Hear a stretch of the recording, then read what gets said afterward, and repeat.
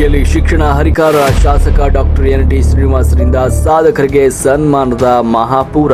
ರಾಜ್ಯ ಮಟ್ಟದಲ್ಲಿ 10ನೇ ಸ್ಥಾನಕ್ಕೇರಿದ ತಾಲೂಕು ವಿಜಯನಗರ ಜಿಲ್ಲೆಯ ಕೂಡ್ಲಿಗಿ ಶೈಕ್ಷಣಿಕ ಕ್ಷೇತ್ರದಲ್ಲಿ ಇತಿಹಾಸವನ್ನು ಸೃಷ್ಟಿಸಿದೆ. ಪ್ರೌಢಶಾಲಾ ಶಿಕ್ಷಣದಲ್ಲಿ ರಾಜ್ಯ ಮಟ್ಟದಲ್ಲಿ ಹಿಂದೆ 25ನೇ ಸ್ಥಾನದಲ್ಲಿದ್ದ ಕೂಡ್ಲಿಗಿ ತಾಲೂಕು ಇದೀಗ ಭರ್ಜರಿ ಸಾಧನೆಯೊಂದಿಗೆ 10ನೇ ಸ್ಥಾನಕ್ಕೆ ಜಿಗಿದಿದೆ. ಈ ಅಭೂತಪೂರ್ವ ಯಶಸ್ಸಿಗೆ ಕಾರಣರಾದ ಶಿಕ್ಷಕರು, ಅಧಿಕಾರಿಗಳು ಮತ್ತು ಪ್ರತಿಭಾನ್ವಿತ ವಿದ್ಯಾರ್ಥಿಗಳಿಗೆ ಕೂಡ್ಲಿಗಿ ಶಾಸಕ ಡಾಕ್ಟರ್ ಎನ್.ಟಿ. ಶ್ರೀನಿವಾಸ ಅವರು ಭರ್ಜರಿ ಕೃತಜ್ಞತಾ ಸಮರ್ಪಣೆ ಹಾಗೂ ಸನ್ಮಾನ ಸಮಾರಂಭವನ್ನು ಹಮ್ಮಿಕೊಂಡಿದ್ದರು. ಈ ಕಾರ್ಯಕ್ರಮದ ಕಂಪ್ಲೀಟ್ ಡೀಟೇಲ್ಸ್ ಇಲ್ಲಿದೆ ನೋಡಿ. ಕೂಡ್ಲಿಗಿ ಪಟ್ಟಣದ ಎಸ್.ಎ.ವಿ.ಟಿ. ಕಾಲೇಜು ಸಭಾಂಗಣದಲ್ಲಿ ಪ್ರೌಢಶಾಲೆ ಶಿಕ್ಷಣ ಇಲಾಖೆಯ ಸಹಯೋಗದೊಂದಿಗೆ ಶಾಸಕ ಡಾಕ್ಟರ್ ಎನ್.ಟಿ. ಶ್ರೀನಿವಾಸ್ ಅವರ ನೇತೃತ್ವದಲ್ಲಿ ಬೃಹತ್ ಕೃತಜ್ಞತಾ ಸಮರ್ಪಣಾ ಸಮಾರಂಭವನ್ನು ಹಮ್ಮಿಕೊಳ್ಳಲಾಗಿತ್ತು. ಕಾರ್ಯಕ್ರಮದ ದಿವ್ಯ ಸಾನ್ನಿಧ್ಯವನ್ನು ಕೂಡ್ಲಿಗಿ ಹಿರೇಮಠದ ಶಬ್ರ ಪ್ರಶಾಂತ ಸಾಗರ ಸ್ವಾಮೀಜಿಯವರು ವಹಿಸಿದರು. ಕಾರ್ಯಕ್ರಮವನ್ನು ಉದ್ದೇಶಿಸಿ ಶಾಸಕ ಡಾಕ್ಟರ್ ಎನ್.ಟಿ. ಶ್ರೀನಿವಾಸ್ ಅವರು ಈ ಸಂದರ್ಭದಲ್ಲಿ ಮಾತನಾಡಿದರು. ಅಲ್ಲದೆ ತಾಲೂಕಿಗೆ ಕೀರ್ತಿ ತಂದ 37 ಪ್ರತಿಭಾನ್ವಿತ ವಿದ್ಯಾರ್ಥಿಗಳನ್ನು, 4 ಶಿಕ್ಷಣ ಸಂಯೋಜಕರನ್ನ ಹಾಗೂ 4 ಶಿಕ್ಷಣ ಇಲಾಖೆಯ ಸಂಪನ್ಮೂಲ ವ್ಯಕ್ತಿಗಳನ್ನು ಶಾಸಕರು ಪ್ರೀತಿಯಿಂದ ಸನ್ಮಾನಿಸಿ ಗೌರವಿಸಿದರು. ಈ ಸಂದರ್ಭದಲ್ಲಿ ಕ್ಷೇತ್ರ ಶಿಕ್ಷಣಾಧಿಕಾರಿ ಮೈಲೇಶ್ ಬೇವೂರು, ಜಿಲ್ಲಾ ಉಪ ನಿರ್ದೇಶಕರಾದ ವೆಂಕಟೇಶ್ ರಾಮಚಂದ್ರಪ್ಪ ಹಾಗೂ ಜಿಲ್ಲಾ ನೋಡಲ್ ಅಧಿಕಾರಿ ಹುಲಿಬಂಡಿರವರನ್ನು ಶಾಸಕರು ಗೌರವಿಸಿದರು. ಇನ್ನು ತಾಲೂಕಿಗೆ ಶಾಲೆಗಳಿಗೆ ಮೂಲಭೂತ ಸೌಕರ್ಯ ಒದಗಿಸುವುದು ಸೇರಿದಂತೆ ಶೈಕ್ಷಣಿಕ ಪ್ರಗತಿಗಾಗಿ ಹಗಲಿರುಳು ಶ್ರಮಿಸುತ್ತಾ ಇರುವ ಕ್ಷೇತ್ರದ ಶೈಕ್ಷಣಿಕ ಹರಿಕಾರ ಶಾಸಕ ಡಾಕ್ಟರ್ ಎನ್.ಟಿ. ಶ್ರೀನಿವಾಸ್ ಅವರಿಗೆ ಶಿಕ್ಷಣ ಇಲಾಖೆ ಹಾಗೂ ಪ್ರೌಢಶಾಲೆ ಶಿಕ್ಷಕರ ಸಂಘದ ವತಿಯಿಂದ ಭರ್ಜರಿ ಸನ್ಮಾನದ ಮೂಲಕ ಕೃತಜ್ಞತೆ ಕೂಡ ಸಲ್ಲಿಸಲಾಯಿತು. ಕಾರ್ಯಕ್ರಮದಲ್ಲಿ ತಾಲೂಕು ಪಂಚಾಯತ್ ಕಾರ್ಯನಿರ್ವಾಹಕ ಅಧಿಕಾರಿ ಟಿ. ನರಸಪ್ಪ, ನೌಕರರ ಸಂಘದ ಅಧ್ಯಕ್ಷ ವೆಂಕಟೇಶ್, ನೂರಾರು ಶಿಕ್ಷಕರು, ಪೋಷಕರು ಹಾಗೂ ವಿದ್ಯಾರ್ಥಿಗಳು ಉಪಸ್ಥಿತರಿದ್ದರು. ವರದಿ ವಿಜಯ ಋಷಭೇಂದ್ರ, ರಾಷ್ಟ್ರಕ್ರಾಂತಿ ನ್ಯೂಸ್, ಕೂಡ್ಲಿಗಿ.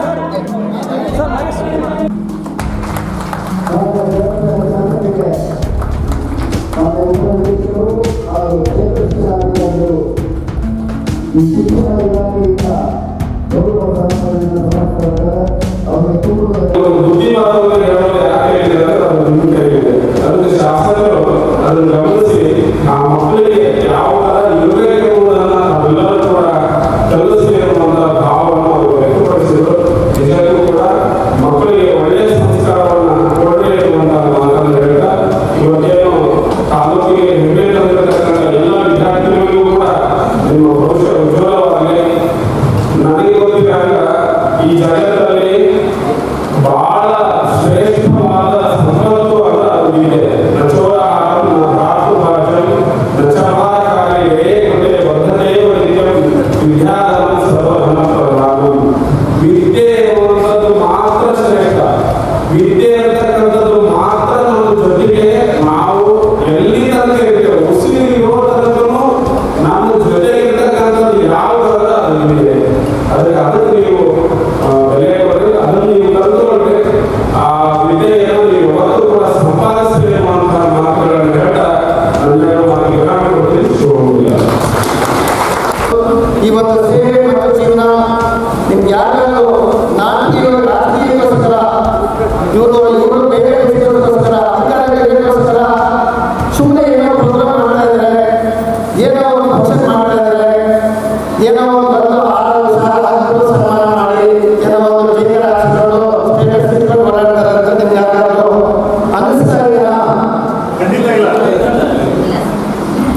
ಯಾಕೆಂದ್ರೆ ನಾಲ್ಕು ಭಾಷೆ ಮಾಡೋಕ್ಕಾಗಲ್ಲ, ಅಂತ ಶಿಕ್ಷಣ ಮಾಡೋದಿಲ್ಲ, ಅಂತ ಅವಶ್ಯಕತೆಗೂ ನಮಗಿಲ್ಲ.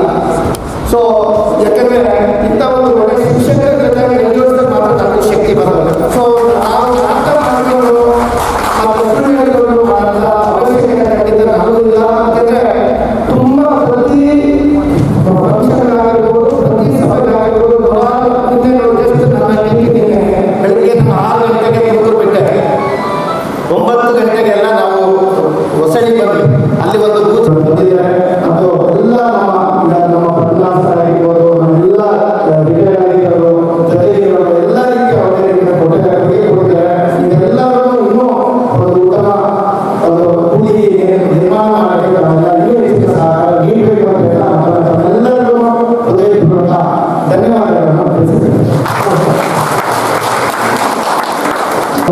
ತುಂಬ ಒಳ್ಳೆ ಪುಸ್ತಕ ಕೊಡ್ತಾರೆ. ಒಂದು ಪೇಜ್ ಕೂಡ ಓದೋದಾಗಿಲ್ಲ. ಏನಾದರೂ ಫೋನ್ ಬರ್ತಾರೆ ಆ ಥರ ಅಂತೇಳಿ ನನ್ನ ಮಕ್ಕಳಿಗೆ ಹೇಳ್ತಾ ಇದ್ದೆ, ಯಾವುದು ಧರ್ಮದ ಆಂದೋಲನೋ, ಯಾವುದು ಜಾತಿಯ ಆಂದೋಲನೋ, ಯಾವುದು ದೇಶ ಆಸ್ತಿಗಳನ್ನೋ ಅದಕ್ಕೆ ಹೆಸರುಬೇಡಿ.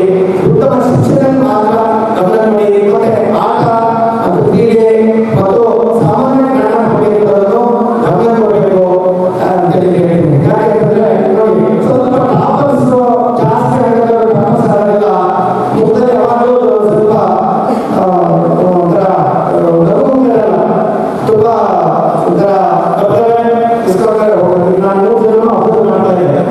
ಬಂದು ಸ್ವಾಮಿ ಹೇಳಿದ್ರು, ನಾವು ನಮ್ಮೂರು ಯಾರು ಇಲ್ಲ, ಕೂತ್ಕೊಂಡು ಆರಾಧಿಸ್ಕೊಂಡು ಸಮಾಧಾನವಿಲ್ಲ.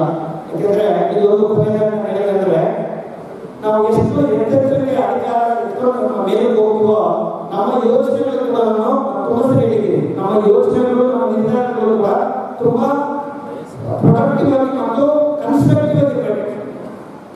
ತುಂಬಾ ಕನ್ಸ್ಟ್ರಕ್ಟಿವ್ ಆಗಿ ಡಿಸಿಷನ್ಸ್ ಇರಬೇಕು. ನಾವು ಎಷ್ಟೇ ಒತ್ತಡ ಇದ್ರು, ನಮ್ಗೆ ಏನೇನು ತೊಂದರೆ ಇದ್ರು, ನಾವು ಏನೇ ಕಲಿಯಾಗುವುದಲ್ಲ, ನಮ್ಮ ನಿರ್ಧಾರಗಳು ಸೃಜನಾತ್ಮಕವಾಗಿರಬೇಕು.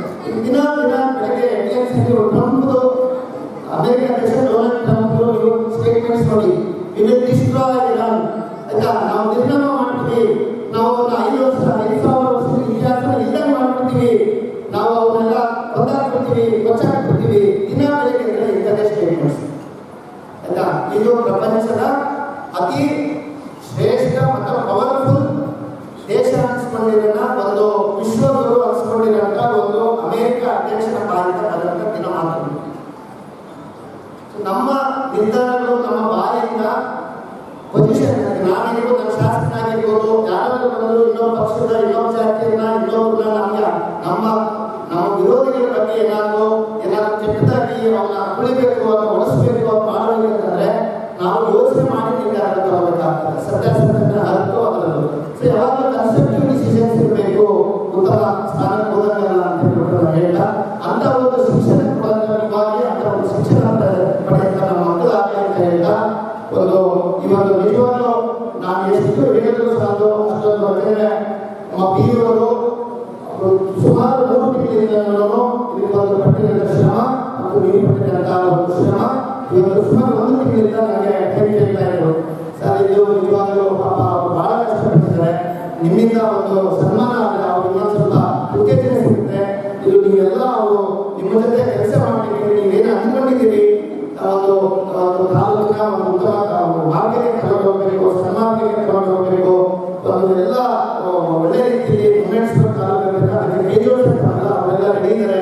ನೀವು ಒಂದ್ಸರಿ ಕಳಿಸಿ ಅವ್ರನ್ನ ಮಾತಾಡಿಸ್ಬೇಕು, ಅವ್ರ ಸನ್ಮಾನ ಮಾಡಬೇಕು ಅಂತ ಹೇಳಿದಾಗ ಇವತ್ತು ನಾನು ನಿನ್ನೆ ಮನೆಯಲ್ಲಿ ಹೇಳೋದಂತ ಹೇಳ್ಬಿಟ್ಟಿದ್ದೀನಿ. ಮತ್ತೆ ನಿನ್ನೆ ಸಾಯಂಕಾಲ ಮೀಟಿಂಗ್ ಅಲ್ಲಿ ನಾನೆಲ್ಲ ಮತ್ತೆ ಕಂಪಲ್ಸರಿ ಬರಬೇಕು ಅಂತ ಮತ್ತೆ ಫೋನ್ ಮಾಡಿದೆ, ಈ ಥರ ಆಗ್ತಾ ಇದೆ ಸರ್, ಏನು ಮಾಡೋದಂತೆ. ಇಲ್ಲ ಸರ್, ಇದು ಬಹಳ ಇಂಪಾರ್ಟೆಂಟ್ ಇದೆ. ವಿದೇಶವನ್ನು ಕೊಡ್ತೀವಿ, ವಾಸ್ತವಿಕವಾಗಿ ಆ ವಿದೇಶಗಳನ್ನ ತರಗತಿಯ ಕೊರಡೆಗಳಲ್ಲಿ ಜಾರಿಯಿಂದ ತಾವುಗಳೇ ಆಗಿದ್ದೀವಿ. ನಮ್ಮ ವಿದೇಶಗಳನ್ನ ಭಾಷಿದ್ದೀವಿ, ಸಂತೋಷ ಬರಲಿಕ್ಕೆ ತಾವೆಲ್ಲರೂ ಪ್ರಾಣಿಗಳು ಆಗಿದ್ದೀವಿ ಅದನ್ನ ಮಾತನಾಡ್ತಾ ಮತ್ತೆ ತಮ್ಮೂ ಕೂಡ ಈ ಸಂದರ್ಭದಲ್ಲಿ ಅಭಿನಂದನೆಗಳನ್ನು ಸಲ್ಲಿಸಿ, ಈ ವರ್ಷ ಈಗಾಗಲೇ ಹೇಳಿದರೆ 80+ ವಿಷನ್ ಅಥವಾ ಒಂದು ಕಾರ್ಯಕ್ರಮವನ್ನು ಒಂದು ಯೋಜನೆಯನ್ನು ನಾವು ಮಾಡಿ ನಮ್ಮ ಹಿರಿಯ ಪಕ್ಷ ಶೇಕಡ 100ರಷ್ಟು ಬರಲಿಕ್ಕೆ ಪ್ರಾಮಾಣಿಕವಾಗಿ ಪ್ರಯತ್ನವನ್ನು ಮಾಡ್ತೀನಿ ಅಂತಕ್ಕಂಥ ಒಂದು ವಿಷಯವನ್ನು ಬೇರೆ ಶಾಸಕರು ತಾವು ಈ ಸಂದರ್ಭದಲ್ಲಿ ತಿಳಿಸಿ ನನಗೆ ಒಂದು 4 ಮಾತುಗಳನ್ನು